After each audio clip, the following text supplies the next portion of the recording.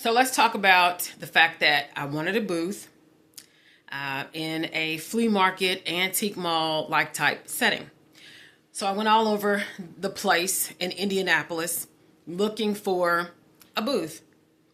Well, all of the places all the flea markets were trashed, and all of the antique booths spaces were really antique and pricey. And so I had a dilemma. I'm thinking, what am I going to do? So I decided that I was going to go outside of the city limits and try and find some place that was decent and clean and not trashed, and some place that I could be a part of their community and be proud to be there and to set up my booth and business and, and go with it. So I went outside the city limits, went to Brownsburg. Excuse me. So I get to Brownsburg, and there's a place called Gizmo's Galleria, to be exact.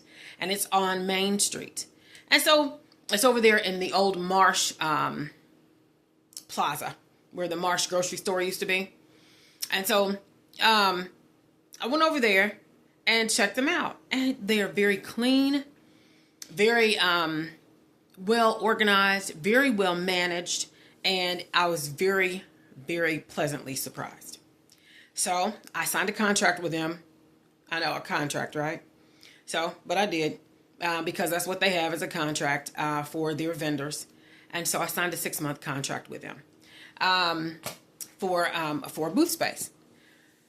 So needless to say, when it's time for me to go ahead and take ownership, like you go get the keys, to your new home, and you occupy, you take ownership of the home. I went to take ownership of the booth, and all Hades breaks loose at my house. I'm talking, the plumbing went berserk. The pipes burst. There was water going everywhere. I was worried about the mold. There was a portion of the electricity went out. The air conditioner went out. The whole unit went out. And then I find out that my furnace is it needs to be serviced, and it's on the flux because it's making some crazy noise, the motor. So anyway, all of this happens at one time. Okay? Sometimes, guys, when it rains and pours, you know what I'm saying? So here we go. I thought, well, I don't know what I'm going to do. So I decided I would take care of the most pertinent thing first, which is always water, guys. Listen to me. If ever there is a situation and something is going awry, if there is a water issue, 9 times out of 10, that's going to be the most pertinent issue because water is very destructive. Okay. So anyway, I went ahead and had that taken care of. And then that in and of itself was a fiasco. It took, when I tell you 6 days, literally 6 days, okay, of this company coming to my house before this situation was rectified. Okay.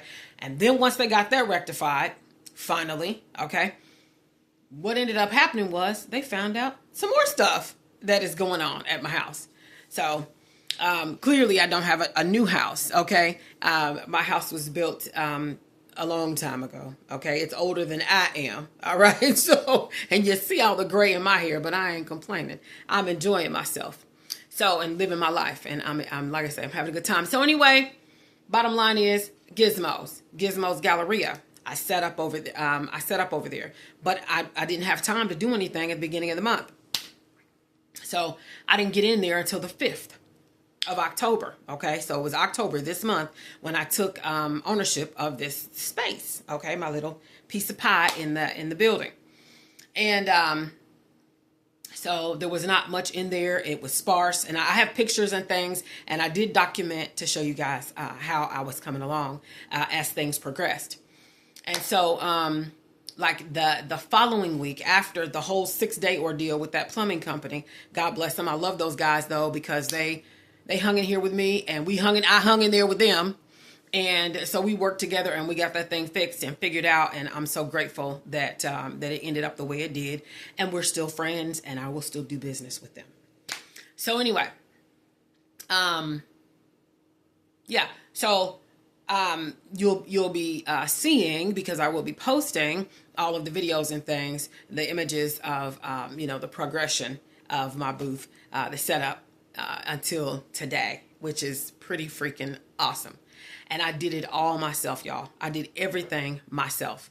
Nobody else in my family understands what I'm doing, and they don't get it, and they have their own businesses and they don't care, and and that's fine. I don't blame them at all. This is my thing. You know what I'm saying?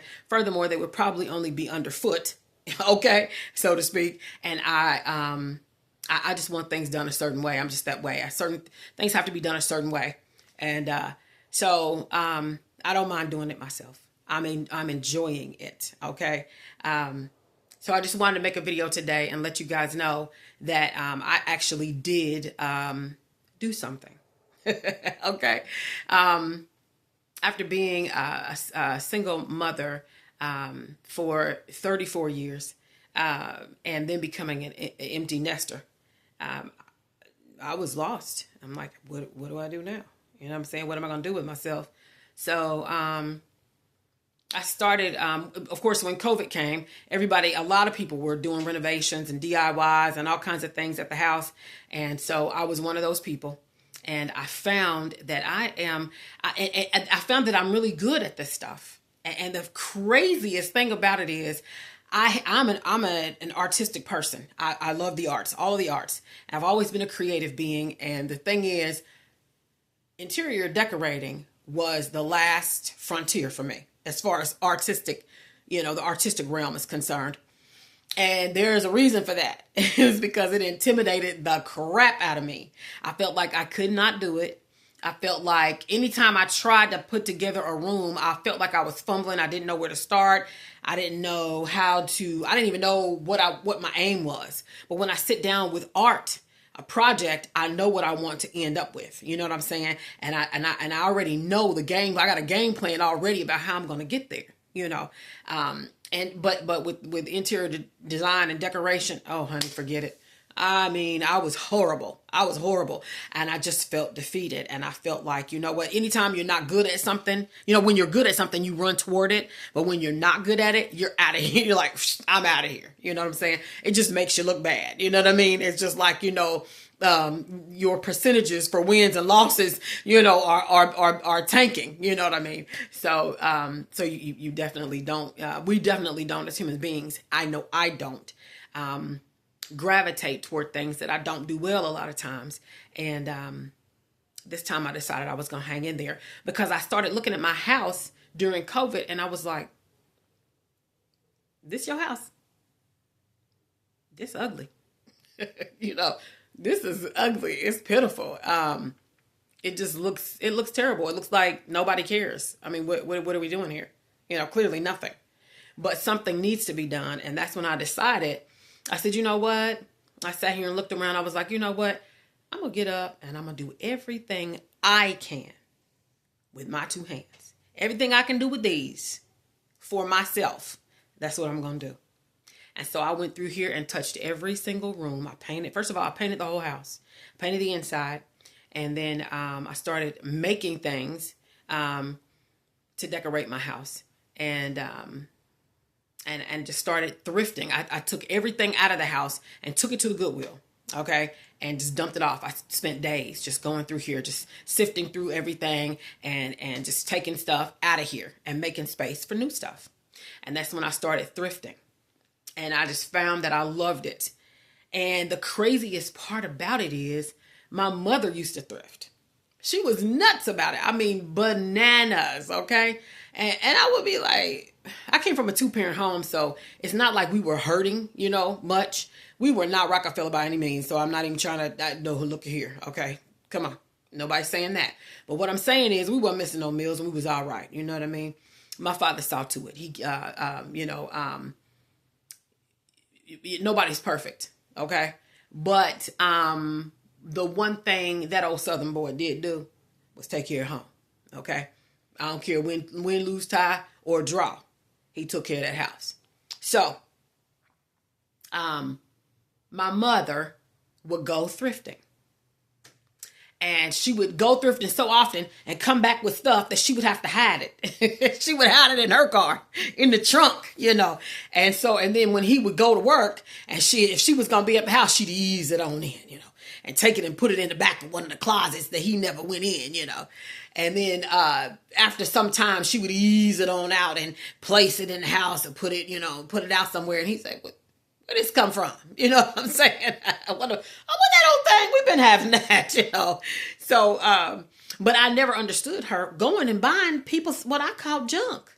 I mean, I was a teenager, you know what I'm saying? If it didn't come from the mall, honey, it was nothing. It was garbage. It was trash, So, I didn't have let's just say I didn't have an appreciation for thrifting at that time in my life. And since then, my mother has, she has come to a place, and she's older now, and she's come to a place, of course, she's older now, my mother. And so she's come to a place where she doesn't get around very well. So anyway, she can't go thrifting with me and hang with me like she would like to. But every now and again, I'll get her to come out and she'll sit in the car, and I'll bring things out, from garage sales, and we'll go garage selling and do things, and she, oh man, I mean, you just see the fire in her eyes. She loves it. I mean, and so she is really excited for me that I have gotten a booth and that I am, and then I'm dealing in resold things, One of the biggest things for me about this is what I call sustainable shopping. Okay. Everybody calls it thrifting, you know what I'm saying? And secondhand and all this kind of stuff and used goods and so forth. And that's all good. But I call it sustainable shopping because to me, what we're doing is larger than life. It's larger than what we can even imagine. When we purchase things from thrift stores and from garage sales, and instead of going to the mall, okay, or these big box stores or these large retailers and buying things brand new, what we're doing is we're helping to save the planet. Because whether you know it or not, the landfills are outrageous. It is beyond devastating, the impact that it has on your heart once you come into the knowledge of the adverse effects of us just being spoiled and just frivolous and just continuing to buy and buy and buy and buy and buy. And then when we get tired of it, we just toss it because we can. We're Americans, that's what we do, And so instead of tossing it into the trash, which then goes to the landfill, which then causes all kinds of problems with Mother Earth, when we give things a second and third and fourth and fifth, and when we continue to give things another chance, another life, a new home, another family, we keep those things. It's that much longer that we're keeping those things out of the landfills. And so for me, it is a mission, and even things that are perfectly imperfect. A lot of people are shopping for things that are pristine, like new, and that's fine. I do shop for those things, but I also shop for things that deserve a second chance. Sometimes there's a nick, there's a scratch, it's imperfect some kind of way, and you can sit it in your home and sit it a certain way. You can position it, and nobody will ever know. And that thing stays out of the landfill, and it comes to your home and makes your home look that much more sweeter, that much more sweet and beautiful and impressive.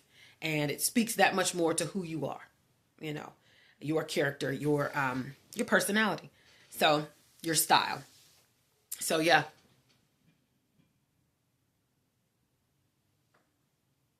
So, anyway, I got the front door open. And it's like, what was that? So anyway, I just wanted to stop in and say hello to everybody and just sort of reintroduce myself again and let you know that I'm having a grand opening. My booth is now up. It is set up. I'm still taking things over there, and I'm still working on my booth. And, it's going to be an ongoing process for at least the next 6 months. Where I will continue to work on my booth, but it's open. I'm up for business and things are, selling, and I'm very happy about that. And I didn't make, I'm going to see by the end of this day. But I got an hour. Okay. Gizmos is open from from 11 a.m. to 7 p.m. Okay. Every day, 7 days a week. And so I got an hour because I'm down like $26 before I make my rent for the month, y'all. Okay. This is my first month out, and I had a rough month, a rough start. So, if I make it, I make it. If I don't, it's not the end of the world. I will continue to be here. I will continue to connect with my audience and find my tribe. By the way, the name of my business is HOWZ of TRIBZ. That's HOWZ.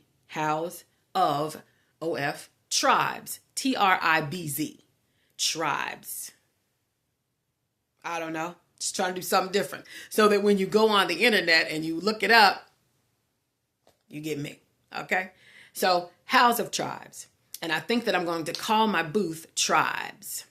And I'm going to spell that TRYBZ. I may change my business name as well. So, but anyway, come check me out. All right. I'm on, as soon as you come in, I'm on I think it's called Sandro Leonardo. I'm on Leonardo Way. So when you come in, ask them, where is vendor 257 on Leonardo Way? I'm the very, very end booth on the left-hand side when you get to the end of Leonardo Way. Okay. So they have all of the aisles named like street names. Okay. And, so yeah, come check me out, man. I've got some good stuff in there. What I actually sell is, international, goods, cultural things. And I mean all cultures. Okay. I love artisan, works of artisans globally. I do believe that we are all amazingly, creative and talented and gifted when it comes to the arts. And if we sleep on each other, we are missing out. You understand me? Okay. So my thing is, I love all of the arts, all of the cultures, arts. And I have them all represented in my booth. Okay. In my store. I'm going to call it my store. And in my home as well. I have a lot of cultures represented. So many, I can't even name them all in my home. Okay. And that's just me. I love the ornate craftsmanship, things that are handmade from the brain and the heart with the hands, man's hands, hands of men and women around the globe. Man, it gets me going. Okay. And let's see. And what else? Vintage. I love nostalgia. Absolutely love nostalgia. It's sexy. It's hot. You know what I'm saying? And it's, and it just takes you back sometime to places and things that were awesome. And when you were your best, you know what I'm saying? A lot of you all who know me know that I was into fashion and art when I was growing up. And so for me, when I was young, there's no way in the world sitting on this thing with no makeup on and not to the T. Okay. Okay. I had an audience, honey, even when I didn't have an audience. Okay. Okay. It was all up here, but I had an audience. And let me tell you, girl. Okay, y'all. Okay. I was something else. Do you hear me? And I had a good time. I don't regret any of it, and I don't take any of it back. I'm so glad I have traveled the road that I've traveled, and I've become the woman I am. I mean, it's awesome. But that makes me confident enough to be able to sit here before you today, just being me. You know what I'm saying? Been there, done that. And there are so many other things that are so much more important to me today than whether or not I've got my eyeliner on and some lipstick and my lashes and my brows and, if that's what's important to you, then amen. Amen. Okay. But what's important to me is finding out what I can do in this life. Figuring out how good I can be at something. You know what I'm saying? What can I put my hands to? The Bible tells us to occupy until he comes. these are the things that intrigue me, to the fullest, you know, you know, not how well I put together, my outfit, what I'm going to wear today, it just doesn't do me like that anymore. It used to, but it doesn't. It not today. It doesn't.